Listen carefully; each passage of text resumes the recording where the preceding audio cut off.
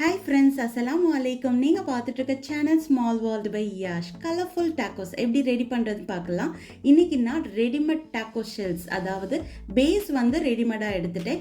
இது வந்து கார்னில் ப்ரிப்பேர் பண்ணியிருப்பாங்க. இதை வந்து ஓவனில் 7 நிமிஷம் வச்சு எடுத்துக்கலாம். உள்ளக்குள்ள ஸ்டஃபிங்க்கு ஒரு கடாயில் கொஞ்சமாக ஆயில், கட் பண்ண சிக்கன், கொஞ்சம் உப்பு, அப்புறம் காரப்பொடி இதெல்லாம் சேர்த்து நல்லா ஷாலோ ஃப்ரை பண்ணி எடுத்துக்கலாம்.